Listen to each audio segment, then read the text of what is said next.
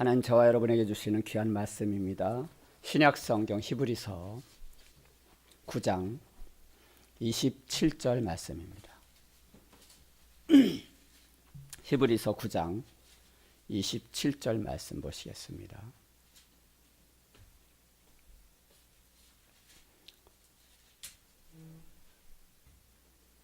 다 찾으셨으면 아멘. 한 절 말씀이기 때문에 우리 한 목소리로 천천히 합독하십니다. 시작. 한 번 죽는 것은 사람에게 정해진 것이요 그 후에는 심판이 있으리니. 아멘. 할렐루야. 오늘 본문의 말씀을 보니까 사람이 한 번 죽는 것은 사람에게 정해진 것이다 라고 되어 있습니다. 저와 여러분은 이 땅에서 짧게는 50년, 많게는 100년, 강건하면 70, 80절 살 수 있겠지요. 그렇게 하나님께서 우리에게 정해진 수명을 살고 우리는 죽을 수밖에 없습니다. 그 누구도 이 육체의 죽음에서 벗어날 자는 아무도 없기 때문입니다. 그런데 중요한 것은 우리의 육체의 죽음만이 있는 것이 아니라 영의 죽음도 있다라는 사실입니다. 이 땅에 살아가는 저와 여러분이 하나님 없이 살아가는 그 삶은 바로 영으로도 죽은 삶이 되는 것이기 때문입니다. 우리가 한 번 죽는 것 그랬는데 여기서 한 번 죽는 것은 단회적인 겁니다. 두 번 죽을 수는 없지요. 물론 나사로처럼 한 번 죽었다가 다시 살아났다가 또 죽는 사람도 있을 수 있습니다. 사렙다 과부처럼 수넴 여인처럼 죽었다가 살아나는 그런 놀라운 아들의 죽음을 목격하는 사건도 있지만 그 아들도 결국 죽습니다. 베드로의 장모가 죽음을 경험했습니다. 저와 여러분에게 결코 피할 수 없는 심판이 있는데 그것이 바로 육적인 죽음이라는 사실입니다. 할렐루야. 육신의 죽음, 그것이 어디서부터 왔는가? 우리에겐 저주예요. 우리가 영원히 살 수만 있다면, 전 어릴 때 그런 생각을 해봤어요. 죽는다라는 것에 대해서 많은 생각을 해봤습니다. 두려웠어요. 무서웠어요. 죽음이라는 자체를 생각만 해도 끔찍한 거예요. 어떻게 죽을지는 아무도 몰라요. 그런데 죽음이라는 단어를 생각할 때마다 왠지 서글펐고 무서웠고 끔찍했습니다. 저만 그랬을까요? 여기에 계신 분들은 적어도 한 번씩은 다 그런 생각을 해봤을 거예요. 내가 죽는다라는 생각. 어린 아이들에게 있어서 가장 큰 공포가 뭐냐면 죽음입니다. 어린 아이에게는 어머니로부터 분리되는 그 자체가 죽음과 같은 공포입니다. 저와 여러분에게도 마찬가지예요. 하나님 없이 살아가는 그 삶은 결국 어머니 곁에서 떨어진 어린아이와 같은 그런 어머니 품에서 떨어져 나가는 어린아이가 죽음을 경험하는 것처럼 저와 여러분을 보호하시고 저와 여러분을 지키시고 저와 여러분의 생사화복을 주관하시는 그 하나님의 품을 떠났을 때 우리는 곧 죽음이라는 것입니다.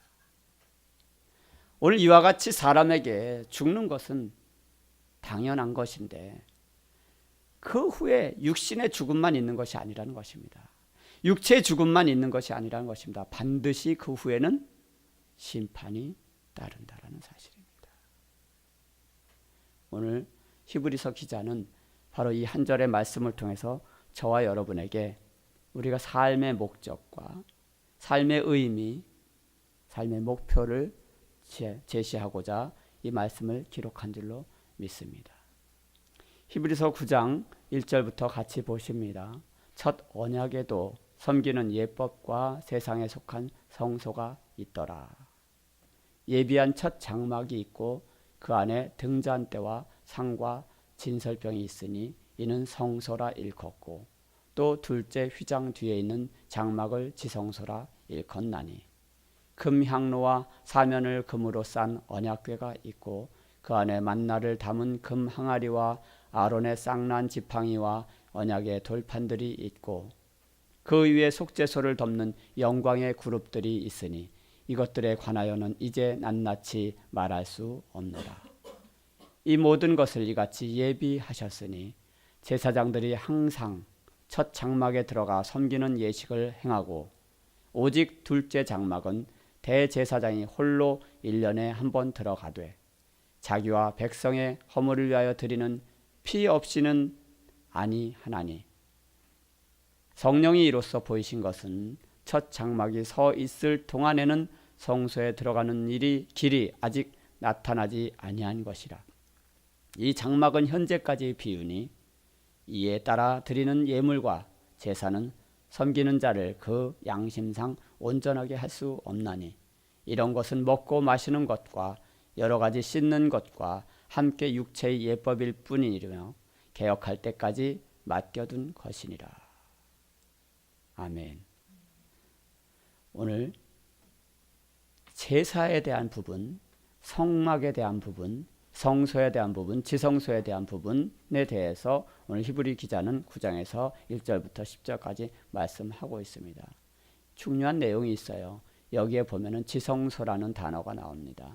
그 지성소에 휘장이 나오고 그리고 그곳에 속죄소를 덮는 영광의 그룹들에 관하여 말하고 둘째 장막은 대제사장이 홀로 1년에 한 번 들어가되 자기와 백성의 허물을 위하여 드리는 피 없이는 아니하나니. 아멘. 오늘 이 대제사장, 구약의 대제사장은 자기 자신의 죄뿐만이 아니라 자기와 함께한 백성들의 죄와 허물을 위해서 드리는 번제를, 희생제물을 드릴 때에 반드시 짐승의 피를 가지고 지성소에 들어가서 이렇게 하나님 앞에 뿌리면서 우리의 죄를 용서해 주실 것을 제사로서 드렸습니다.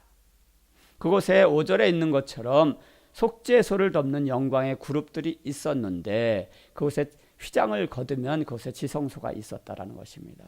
그 지성소에는 대제사장만이 들어가실 수 있었고 그곳에는 금향로와 사면을 금으로 싼 언약궤가 있었다. 언약궤가 무언가요?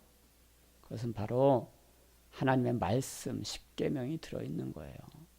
금으로 싼 언약궤 안에 만나와 메추라기를 이스라엘 사람들에게 광야에서 주셨던 그 만나를 담았던 금 항아리와 또 모세와 함께 이스라엘 백성들을 애굽에서 출애굽시켜서 광야에 40년 동안 이끄는 동안에 지도자 역할을 했던 대제사장의 역할을 했던 아론의 쌍난 지팡이 그리고 모세가 시내산에서 하나님께 받았던 시내산 돌판 언약의 10계명 돌판이 있었는데 그곳을 속죄소라 말했습니다. 오늘 그 장막에 지성소에 들어갈 수 있는 이는 오직 대제사장만이 있었습니다. 7절에 보니까 오직 둘째 장막은 회막 안에 번제단이 있고 물두멍이 있고 그 안에 들어가면 성소가 있습니다. 성소를 지나가면 휘장이 있고 그것을 젖히면 그곳에 지성소가 있는데 일반적인 제사장들은 성소까지는 들어갈 수 있어요. 그러나 지성소에는 대제사장만이 들어갈 수 있습니다. 만약에 다른 사람이 그곳에 들어가면 즉사했습니다. 대제사장도 자기의 죄를 회개치 아니하고 자기를 위하여 자기의 죄와 원죄와 자기의 자범죄와 모든 허물을 하나님 앞에 짐승의 피로써 제물을 드린 뒤에라야 그것이 바로 대제사장이라 할지라도 하나님의 지성소에 들어갈 수 있었습니다. 오늘 현대적으로 보면은 저와 여러분이 회개 없이는 피 흘림이 없이는 사함이 없느니라 말씀했던 그 예수 그리스도의 말씀을 따라 우리는 주님의 피가 아니면 하나님 앞에 들어갈 수 없습니다. 다른 말로 말하면 우리는 예수 그리스도의 십자가의 보혈의 공로로 말미암아 하나님 앞에 들어갈 수 있지요. 10장 19절과 20절은 이렇게 말합니다. 그러므로 형제들아 우리가 예수의 피를 힘입어 성소에 들어갈 담력을 얻었나니 그 길은 우리를 위하여 휘장 가운데로 열어놓으신 새로운 살 길이요 휘장은 곧 그의 육체니라. 아멘. 저와 여러분이 오늘도 예수 그리스도의 피로 말미암아 구원을 받았던 것은 바로 예수님께서 하나님 나라에 들어갈 수 있도록 우리를 당신의 육체가 찢어지는 사건이 바로 십자가에서 죽으시는 사건입니다. 따라서 성소에 들어갈, 하나님 나라에 들어갈, 천국에 들어갈 자격을 얻는 것은 오직 우리를 위하여 성소와 지성소에 휘장을 열어놓으신 그 예수 그리스도만이 내가 곧 길이요 진리요 생명이라고 말씀하신 그 예수님만이 바로 휘장 가운데 직접 육체가 되셔서 죽으심을 당했던 예수 그리스도, 그분이 바로 큰 제사장이라고 히브리 기자는 말하고 있습니다.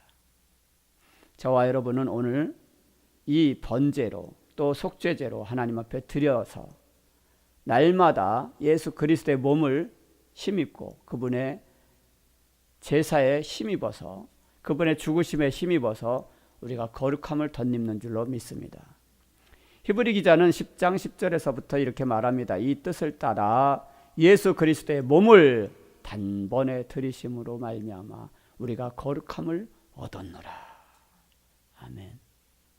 오늘 예수 그리스도의 몸을 단번에 들이심으로 말미암아 우리가 거룩함을 얻었다 그랬는데 거기에 보니까 이 뜻을 따라 그랬어요.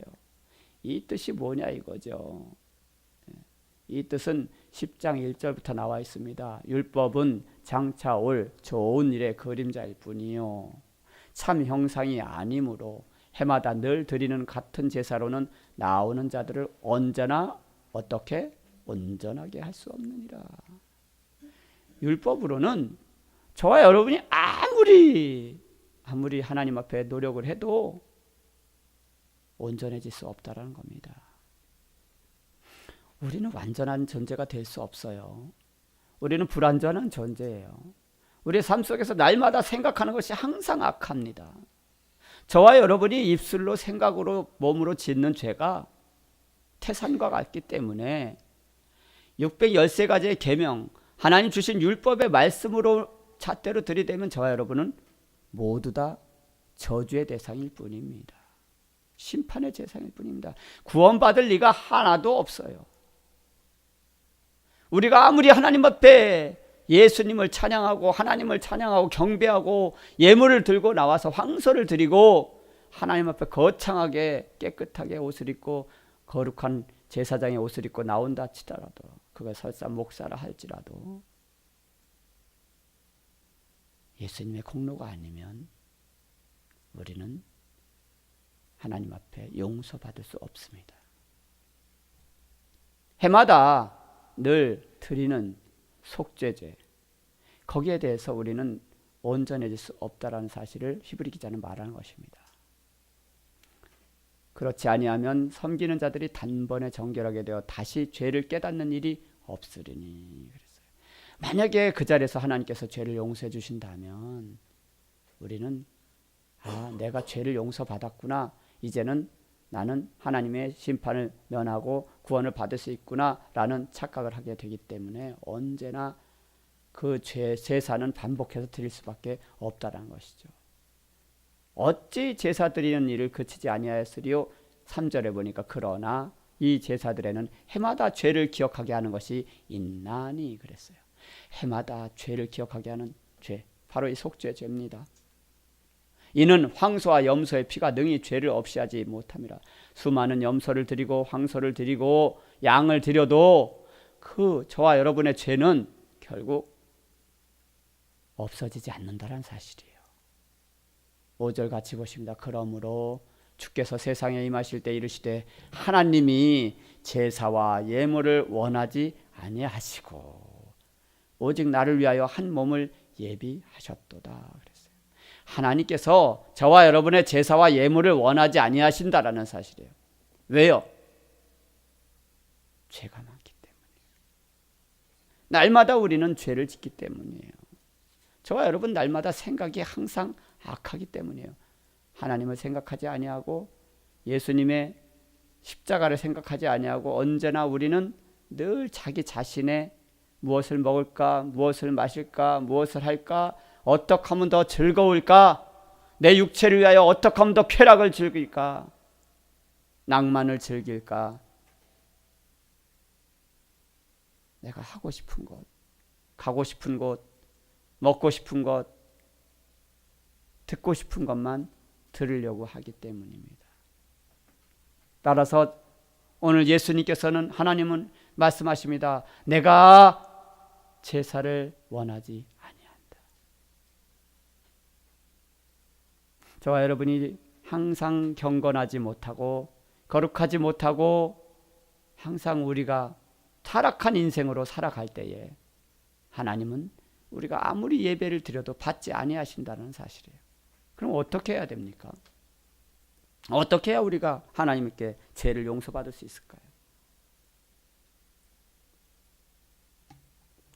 히브리 기자는 한마디로 말합니다. 오직 나를 위하여 한 몸을 예비하셨도다. 할렐루야. 저와 여러분을 위해서 오직 한 몸, 예수님의 육체를 가르칩니다. 하나님의 아들로 오셔서 거룩하신 그 하나님께서 친히 육신을 입으시고 저와 여러분을 대신하여 십자가에서 그 육체가 찢어지는 사건, 그것이 바로 속죄 사건이에요. 6절에 번제와 속죄제는 기뻐하지 아니하시나니 7절 다 같이 이에 내가 말하기를 하나님이여 보시옵소서 두루마리 책에 나를 가리켜 기록된 것 같이 하나님의 뜻을 행하러 왔나이다 하셨느니라. 계속해서 위에 말씀하시기를 주께서는 제사와 예물과 번제와 속죄제는 원하지도 아니하시고 뭐 한다고 그래요? 각종 제사예요. 모든 제사와 화목제 또 속죄제, 속건제, 번제, 소제 모든 죄들에 대해서 하나님은 그 제사를 받지 않으시겠다는 거예요. 기뻐하시지도 않으신다는 거예요. 원하지도 아니하시고 기뻐하지도 아니하신다 하셨고 이는 다 율법을 따라 드리는 것이라. 구약의 제사장들은 늘 시간마다 하나님 앞에 예배를 드렸어요. 각종 번제와 화목제와 속건제와 속죄제 또 우리 앞에 드리는 모든 제사가 다 헛되다라는 사실이에요. 우리는 그 제사장의 제사만으로는 구약의 율법의 제사만으로는 구원을 받을 수 없는 죄인이라는 사실이에요. 그 후에 말씀하시기를 보시옵소서 내가 하나님의 뜻을 행하러 왔나이다. 이건 누구예요? 예수님입니다. 그 후에 예수님께서 말씀하십니다. 내가 하나님의 뜻을 행하러 왔나이다 하셨으니 그 첫째 것은 폐하심은 첫째 것이 율법이에요. 율법을 폐하심은 둘째 것을 세우려 하심이라. 복음입니다. 할렐루야. 예수님이 십자가에서 죽으시는 것이 복음이에요. 예수님이 죽으셔야만 저와 여러분이 그 예수님의 공로로 말미암아 하나님 앞에 갈 수 있는 것입니다. 만약에 우리가 구약시대에 살았더라면 날마다 짐승의 피를 잡아서 하나님께 드려야 하루하루를 살아갈 수 있었을 것입니다. 오늘 히브리 기자는 9장 11절부터 이렇게 말합니다. 그리스도께서는 장래 좋은 일의 대제사장으로 오사 손으로 짓지 아니한 것 곧 이 창조에 속하지 아니한 더 크고 온전한 장막으로 말미암아 염소와 송아지의 피로 하지 아니하고 오직 자기의 피로 영원한 속죄를 이루사 단번에 성소에 들어가셨느니라. 아멘. 예수님께서는 사람의 손으로 짓지 아니한 것 무엇을 의미해요? 성소와 지성소. 모세의 시대에 솔로몬 시대에 다윗 성전 솔로몬 성전을 말하는 거예요. 식양대로 하나님이 지시하신 대로 모양대로 성소와 지성소를 지어서 그 앞에서 날마다 하나님 앞에 번제와 속죄제, 속건제 계속해서 하나님 앞에 화목제물을 드렸어요. 그 사람의 손으로 지은 것이 아닌 당신 스스로 성전이 되셔서 할렐루야.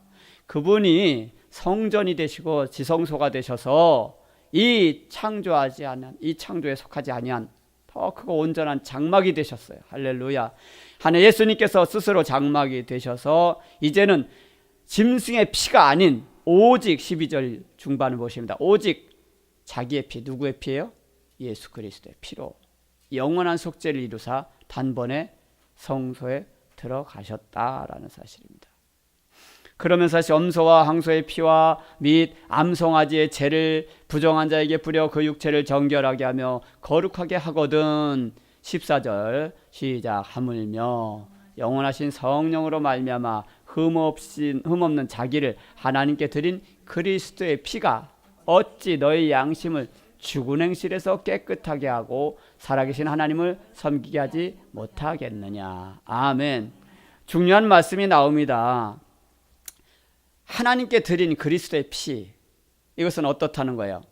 흠없는 거룩한 하나님의 양이라는 사실이에요. 할렐루야. 흠없는 제물, 양이 되셔서 스스로 하나님께 제물로 드려진 예수 그리스도의 피, 그분은 저와 여러분의 산 증인입니다. 우리는 선한 양심을 가져서 살아야만 하는데 우리는 죽은 행실 때문에, 여기서 죽은 행실은 늘 죄인을 말합니다.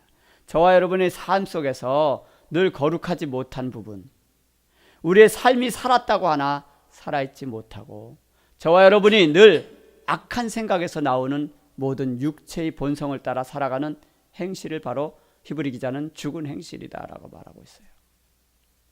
저와 여러분이 부정한 생각,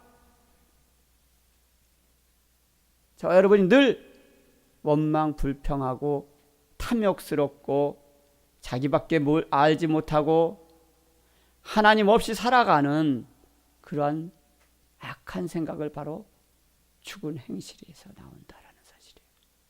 그 우리의 양심을 죽은 행실에서 깨끗하게 하지 못하는데 예수 그리스도의 피가 바로 살아계신 하나님의 약속을 이루게 하시는 언약의 증표가 되신다는 사실이에요. 15절 이로 말미암아 그는 새 언약의 중보자시니 이는 첫 언약 때에 범한 죄에서 속량하려고 죽으사 부르심을 입은 자로 하여금 영원한 기업의 약속을 얻게 하려 하심이라. 아멘. 바로 이 새 언약이 뭐예요? 예수님께서 우리를 위하여 죽으시고 우리의 죄를 대속하신 것을 말합니다. 그분이 바로 우리의 중보자가 되시고 이제는 우리가 다른 짐승의 피를 들여서 제사 드리는 것이 아니라 예수 그리스도의 공로, 그분의 의지에서, 그분의 피에 의지해서, 십자가를 의지해서 바로 우리가 예수님을 부르기만 하면 우리가 주님의 성소에, 하나님의 성소에 갈 수 있다, 하나님을 만날 수 있다라는 것이에요. 구원은 우리의 인간의 어떤 행위나 인간의 공로로 갈 수 있는 것이 아닙니다. 히브리 기자는 말합니다. 28절에서 이와 같이 그리스도도 많은 사람의 죄를 담당하시려고. 아멘. 저와 여러분의 죄가 많기에 저와 여러분의 모든 죄를 담당하시려고 단번에 들이신 바 되셨다. 단번에 뭘 들이셨어요? 자기 자신을 드렸어요. 죽음을 의미합니다. 육체의 고통을 의미합니다. 희생을 의미합니다. 할렐루야. 이와 같이 그리스도도 많은 사람의 죄를 담당하시려고 단번에 자기 자신을 드린 바 되셨고 누구를 구원에 이르게 하기 위하여? 저와 여러분을 구원에 이르게 하기 위하여, 생명되게 하기 위하여 죄와 상관없이 자기를 바라는 자들, 누구를 바라는 거예요? 예수 그리스도를 구주라고 믿는 저와 여러분. 할렐루야. 내 죄와 본시 하나님께는 흠없는 거룩한 하나님의 양인데 그분께서 자신은 아무 죄도 없는데 자기와는 상관없이 우리 인생들의 죄 때문에 예수님을 바라는, 자기 자신을 바라는 자들, 예수님을 주님이라고 부르는 저와 여러분을 위해서 이제 두 번째로 나타나시리라. 공중 재림을 의미합니다. 첫 번째 나오신 것, 28절을 잘 보셔야 돼요. 첫 번째로 오신 예수 그리스도는 예수님의 초림 사건을 말합니다. 그분은 단 한 번의 죽으심으로 말미암아 저와 여러분을 죄에서 구원하셨습니다. 할렐루야. 믿으시기 바랍니다. 그분이 저와 여러분을 구원하지 않으셨다면, 죽지 않으셨다면 우리는 예배드릴 수 없어요. 그분께서 이제는 그 예수님을 바라는, 예수님을 기다리는, 재림을 기다리는 저와 여러분에게 두 번째로 나타나실 그때에 심판이 있다는 사실이에요.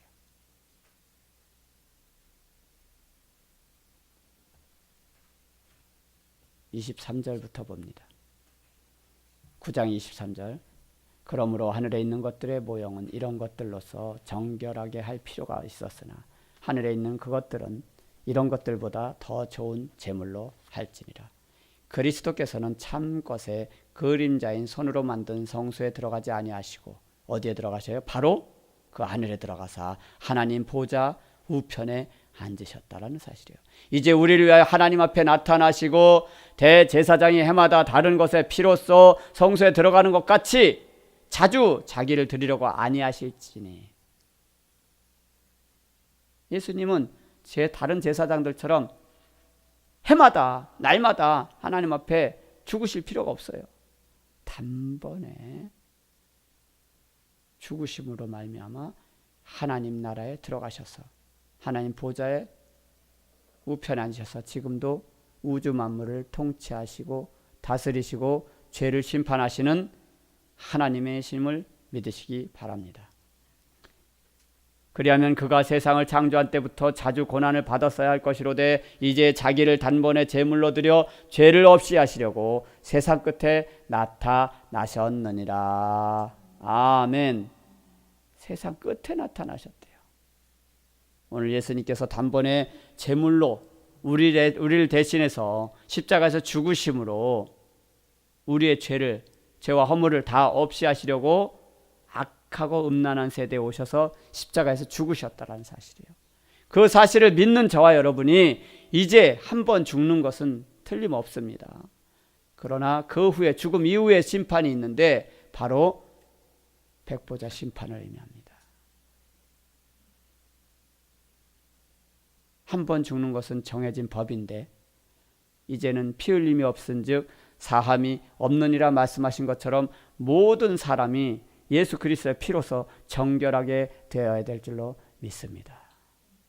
이제 모세의 율법에는 송아지와 염소와 또 양을 죽여서 그렇게 우슬초로 취하여서 모든 백성들 앞에서 성소와 지성소에다가 피를 뿌렸어요. 그리고 그는 우리를 용서해달라고 짐승이 대신 죽었던 것처럼 모든 피를 장막에 섬기는 모든 그릇에도 뿌렸어요. 그래서 율법을 따라서 그렇게 모든 물건들이 짐승의 피로 정결하게 되는 정결의식을 취했어요. 그런다고 우리가 죄가 없어지는 것이 아니에요. 짐승의 피로 말미암아 우리를 죄를 용서해 주셨지만 우리의 죄는 여전히 존재한다라는 거예요. 그러나 오늘 좋으신 하나님께서는 그 아들 예수님을 흠없는 양을 잡아서 저와 여러분의 죄를 속죄하셨다는 사실을 믿으시기 바랍니다. 본문에 나와 있는 피 흘림이 없이는 사함이 없다라는 것은 히브리 기자가 펼치는 논리예요. 물론 그 피 흘림의 신약의 성취는 바로 예수 그리스도의 십자가를 의미합니다. 본문에서 그 사실은 더 좋은 제물이라고 분명히 설명하고 있습니다. 피 흘림 그 자체는 바로 예수님의 희생의 제물을 죽음을 의미하고 있습니다. 마찬가지로 더 좋은 제물은 십자가도 결국 예수님의 죽음이라는 사실이에요. 나무 십자가가 의미하는 것은 예수님께서 피를 흘리셨기 때문이에요. 예수님의 핏방울은 세상의 모든 죄를 씻어내는 정결한 의식이었습니다. 예수님의 십자가, 그 죽음의 핏방울은 바로 하늘의 성소를 열어 젖히신 것입니다. 그 죽음을 통해서, 예수님의 죽음을 통해서만이 예수님은 세상에서 보이는 성소가 아닌 하늘의 성소에 직접 들어가셨다는 사실이에요. 이것이 바로 피의 제사를 드리신 사건입니다. 본문에서는 예수님의 현현을 세 가지 측면에서 설명하고 있습니다. 첫째로 예수님은 사람의 손으로 지어진 성소가 아닌 하늘의 성소에 들어가셨다라는 사실이에요. 그곳에서 하나님 앞에 나타나셨고 성소가 실제로 하나님의 임재를 나타내고 계십니다. 그러나 세상의 성소는 하나님의 임재가 이루어지지 않습니다. 바로 성전에 대한 가치와 한계는 솔로몬은 이렇게 고백합니다. 하나님이 참으로 땅에 거하시리이까 하늘과 하늘들의 하늘이라도 주를 용납하지 못하겠거든 하물며 내가 건축한 이 성전이오리까. 그러나 내 하나님 여호와여 주의 종의 기도와 간구를 돌아보시고 이 종이 오늘 주 앞에서 부르짖음과 비는 기도를 들으시옵소서. 주께서 전에 말씀하시기를 내 이름이 거기 있으리라 하신 곳이 성전을 향하여 주의 손이 주야로 보시오며 주의 종이 이곳을 향하여 비는 기도를 들으시옵소서. 주의 종과 주의 백성 이스라엘이 이곳을 향하여 기도할 때에 주는 그 간구함을 들으시되 주께서 계신 곳 하늘에서 들으시고 또 들으시사 우리의 모든 죄와 허물을 용서하여 주옵소서라고 열왕기상 8장 27절에 30절 말씀까지 말씀하고 계십니다. 예루살렘 성전, 솔로몬 성전을 의미하죠.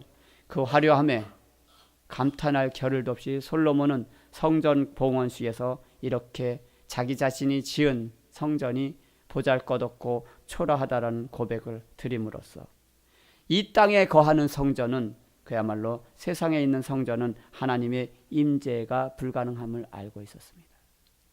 그는 겸손하게 바로 이 땅에 자기가 그렇게 오래도록 온통 힘을 다 쏟아서 지었던 그 성전임에도 불구하고 바로 이 성전에서는 우리가 세상의 죄를 다 용서받기가 어렵다라는 것을 고백드린 것입니다. 그러면서 그는 하나님의 자비와 긍휼을 구하는 기도를 했던 것입니다. 만약에 솔로몬 성전에서 예루살렘 성전에서 모든 백성들의 죄가 사하여졌다면 얼마나 좋겠습니까? 이 성소는 결국 십자가로 통하는 십자가는 그러한 의미에서 하늘로 통하는 통로입니다. 할렐루야. 오늘 하늘 성소는 가장 깊은 곳 휘장이 열리는 그 지성소가 돼야만 우리가 살 길이 된다라는 사실입니다. 우리의 죽음을 통해서 열리는 것이 아니라 예수 그리스도의 죽음을 통해서만이 생명의 길이 열린다라는 것입니다. 따라서 예수님은 요한복음에서 말씀하신 것처럼 내가 곧 길이요 진리요 생명이라고 말씀하셨던 것입니다. 믿으시기 바랍니다. 이 내용은 누구라도 공감할 수 있습니다. 히브리 기자는 바로 이 죽음의 문제를 내어놓으면서 한 번 죽는 것은 사람에게 정해진 것이라는 논리를 내어놓고 있는 것이죠. 이 정해진 죽음의 문제를 부인할 자가 누가 있겠습니까? 결국 죽음은 인간에게 정해진 수순인 것을 모든 사람들은 다 알고 있습니다. 죽음은 모두가 다 공감하고 있으며 그것을 당연한 것으로 받아들입니다. 따라서 우리는 두려워하고 그것을 때를 기다립니다. 그 죽음의 문제에 대한 새로운 해결책은 바로 세상 끝에 나타나실 예수 그리스도 앞에 또 다른 심판이 있음을 보여주고 있습니다.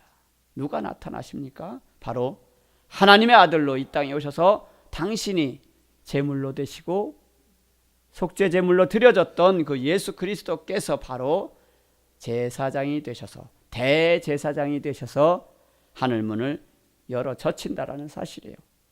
그렇다면 그저 죽음의 문제에서 종집을 찍고자 그냥 나타나실까요?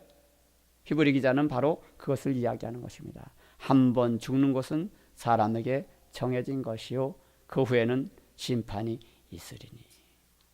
놀랍게도 히브리 기자는요 죽음의 끝에 심판의 이야기를 담고 있습니다. 죽음을 순리대로 이해하면 그냥 그렇게 당연한 거죠. 그럴 줄 알았다는 거죠. 그런데 그 죽음 뒤에 심판이 있다는 사실을 어찌 알았을까? 심판은 좀 더 면밀하게 말하면 재판입니다. 판결이에요. 어떤 자는 음부에 던져질 것입니다. 죄의 삭은 사망이라고 그랬어요. 저와 여러분이 삶의 결과에 따라서 하나님 앞에서 우리가 어떻게 살았는가, 그 모든 결과는 생명책에 기록되어 있습니다. 아멘 하시기 바랍니다. 저와 여러분이 삶의 행위가 이 시간에도 하나님의 생명책, 예수님의 생명책에 기록되어 있습니다.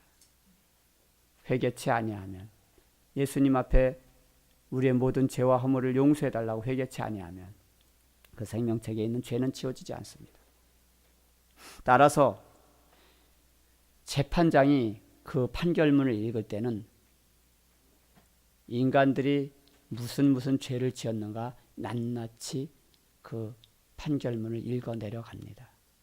어느 날, 어느 시, 어느 장소에서 누구와 함께 어떻게 이러한 죄를 지었다라고 공소장을 읽습니다. 재판이 일어날 때는 옆에 변호인도 있지만 검사가 엄하게 그 재판에 관한 구형을 내립니다. 사형, 무기징역.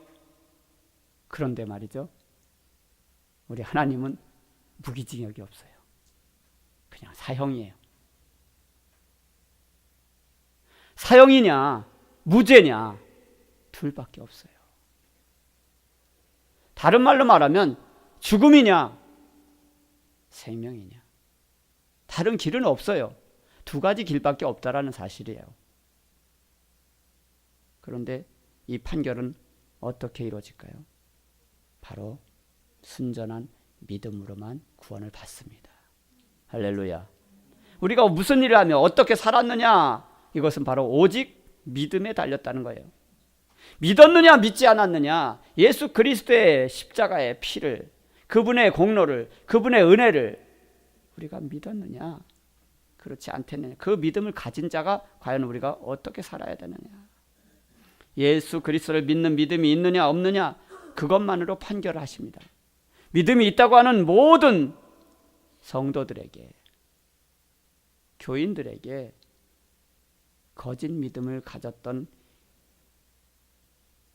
형편없는 교인들에게 주는 구원이 아닌 오직 예수 그리스도만이 십자가의 은혜로 말미암아 우리를 구원할 수 있다라는 것을 알고 그 주님의 말씀대로 삶을 통해서 증명해 보인 사람들만이, 오직 예수 그리스도에만이 하나님의 심판을 면할 수 있다라는 사실입니다. 언제나 문제는 저와 여러분에게 있습니다. 예수님에겐 문제가 없어요. 저와 여러분이 택하는 거예요. 내가 과연 예수님 안에 있는가, 하나님 안에 있는가, 그 누구보다도 자기 자신을 잘 압니다. 새삼스럽게 믿음에 대한 정의를 할 필요가 있겠습니까? 단지 믿음을 안다는 것, 그 이상의 것은 바로 전적인 예수님에 대한 신뢰를 의미합니다. 예수님을 안다는 것 그 자체가 믿음의 전부는 아닙니다. 안다는 것은 일부에 국한되어 있습니다. 그 지식적인 요소를 바탕으로 어떤 신뢰가 있는 것이 바로 삶입니다. 할렐루야. 사도 바울은 말합니다. 너희는 믿음이 있다라고 말하면서 너희 자신을 시험하고 너희 자신을 확증하라. 할렐루야. 예수 그리스도께서 너희 안에 계신 줄을 너희가 스스로 알지 못하느냐? 그렇지 않으면 너희는 이미 버림받은 자이니라. 고린도후서 13장 5절에서는 사도 바울은 그렇게 말하고 있는 것이죠.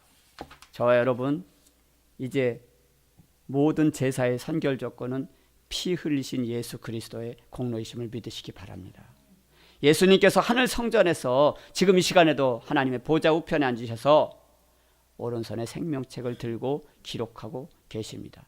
히브리서 기자는 바로 이 하늘 성소를 가리켜서 말하고 있는 것입니다. 죽음 이후에는 반드시 심판이 있다라는 사실이에요. 바로 우리의 대제사장 되신 예수님, 그분이 바로 죄와 상관없이 두 번째로 이 땅에 오실 것입니다. 그분은 단번에 자기 자신을 제물로 드려서 우리의 죄를 용서하셨지만 이제 또 다른 죄, 주님은 말씀하십니다.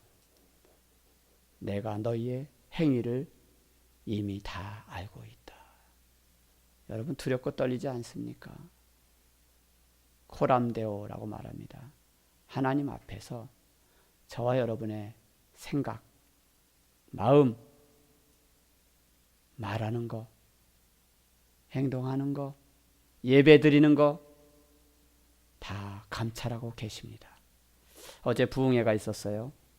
저쪽에 방화동에 있는 작은 개척교회 부흥회가 있어서 갔었습니다. 어떤 찬양 사역자가 펑크를 내서 갑자기 긴급 호출을 받고 토요일임에도 불구하고 부흥회 날 어쩔 수 없이 하나님 앞에 부르심을 받고 갔습니다. 불평불만하지 않고 기쁜 마음으로 달려갔어요. 하나님이 나를 부르셨기에, 할렐루야, 그 천국의 잔치에 저를 부르셨기에 기쁜 마음으로 달려갔어요. 사실 목사가 토요일 저녁 7시부터 10시까지 하는 부흥회에 참석한다라는 거 쉽지 않아요. 우리 교회에서 하는 것도 아니고 우리 교단에서 하는 것도 아니고 감리교 교회인데 개척한 지 9년 됐더라고요. 7년. 2009년에 개척을 했는데 깊은 치하였어요. 제가 가장 싫어하는 그런 기본적인 구조를 가지고 있었어요. 아마 여기 있는 분들은 상상조차 할 수 없습니다. 우리 교회는 특급 호텔입니다.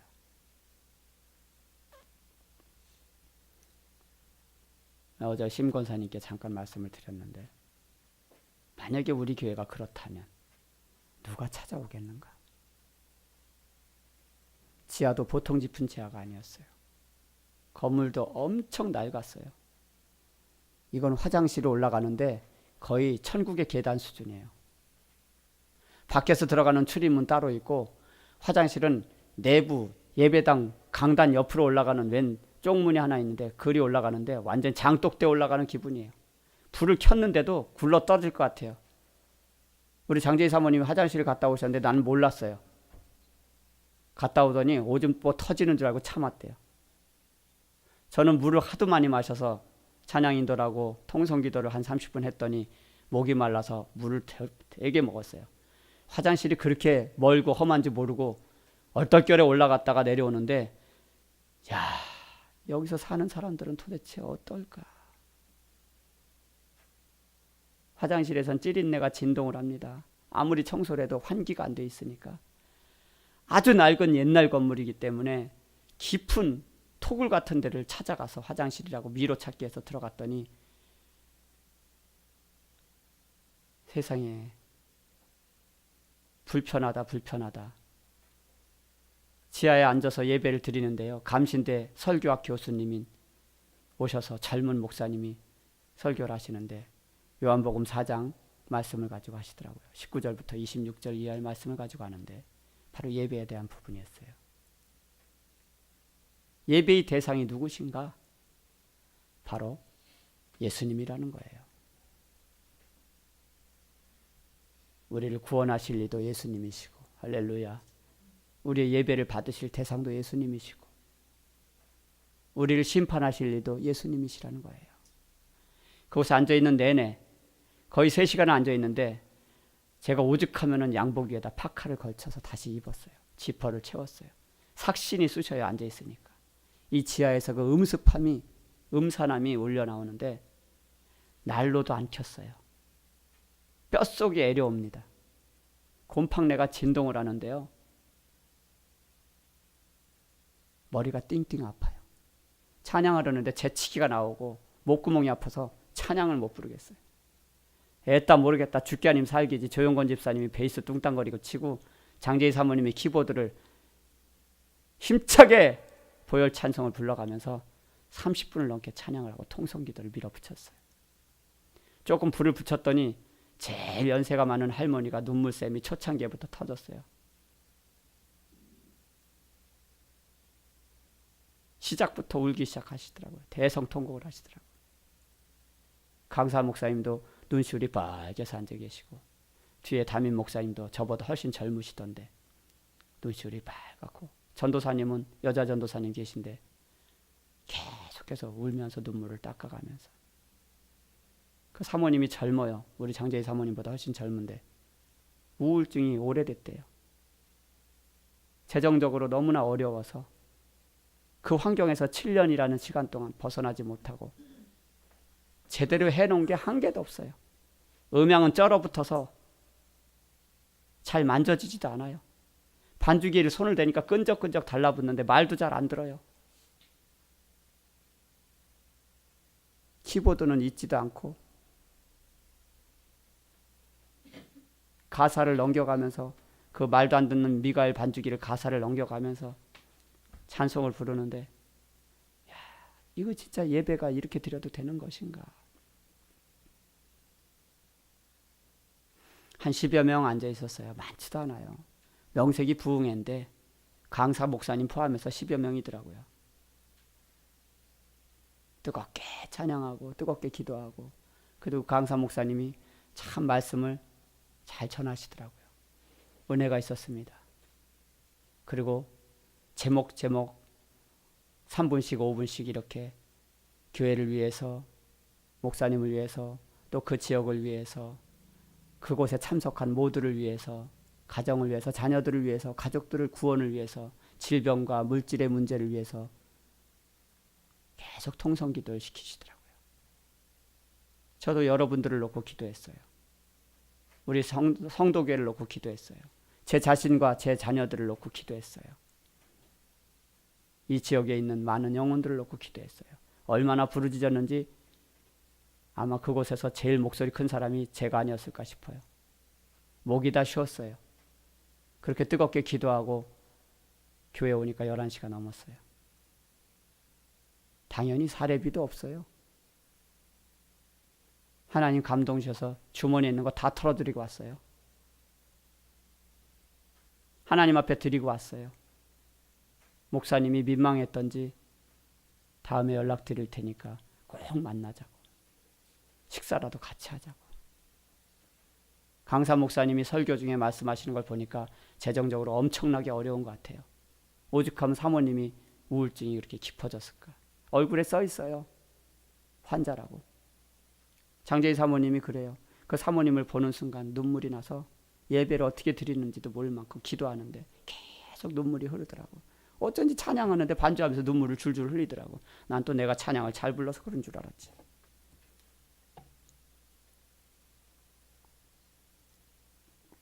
무슨 얘기 드린지 아십니까? 감신되면 우리나라 3대 신학교예요. 총신, 장신, 감신. 감히 누구도 무시할 수 없는 그 대단한 곳에서 공부하신 목사님이에요. 똘똘하게 생겼어요. 젊어요. 사모님도 교회 음악을 전공하셨대요. 실력이 쟁쟁한 사람들이에요. 그런데 어찌하여 그 지하실 교회를 면치 못하고 있을까? 심권사님이랑 저랑 가봤던 지역이에요. 사랑의 푸드뱅크 그 근처예요. 아주 낙후된 송정역 주변에 남부선안로 끼고 있는 낙후된 지역이에요. 오래된 지역인데 주차 공간도 없어요.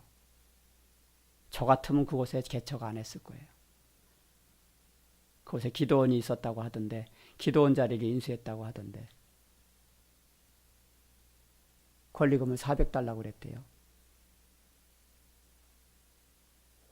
쓸 것도 한 개도 없던데.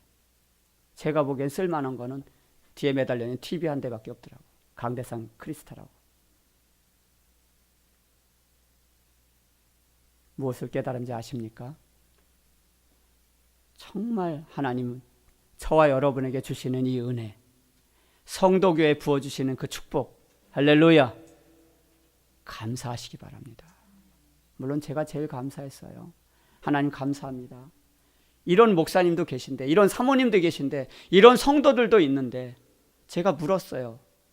전도사님한테 살짝, 목사님 자존심 상할까 봐. 예배 드리기 전에 성도는 몇 분이나 계십니까? 몇 명 없어요. 몇 명 없어요. 끝. 차마 몇 명 없어요로 끝나더라고요. 10명도 안 된다라는 얘기예요. 그 목사님이 무능해서 그럴까요? 앉아있는 사람들을 보니까, 행색을 보니까 여러분들은 귀부인들이세요. 우리 심권사님을 포함해서 여기 계신 그 누구도 그렇게 초라해 보이는 사람 한 사람도 없네요. 제가 볼 때는 전부 남루하고 거지 같았어요. 옷차림이나 얼굴 모양새들을 보니까 한숨이 절로 나와요. 찬양을 부르기 전에 제가 앞에서 딱 서서 쳐다봤는데 한숨이 그냥 나와요. 얼굴에 은혜도 없어요. 다 쩔었어요. 그냥 생활에 다 쩔었어요.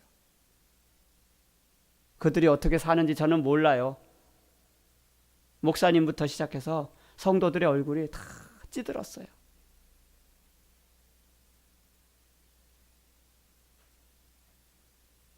영적으로 꽉 눌려 있어요.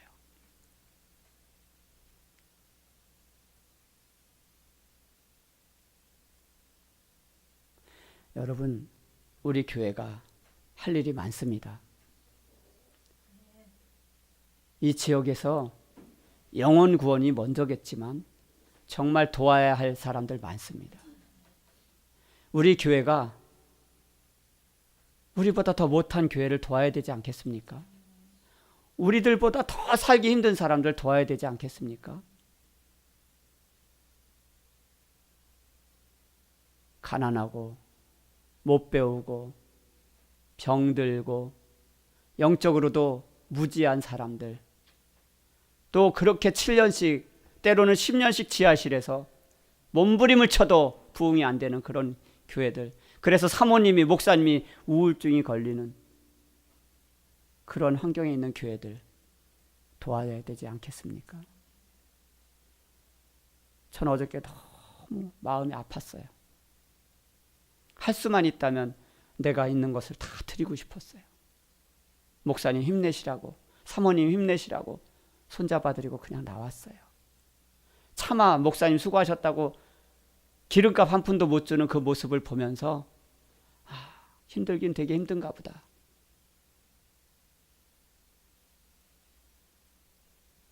더 헌금 못해서 죄송하고 미안했어요.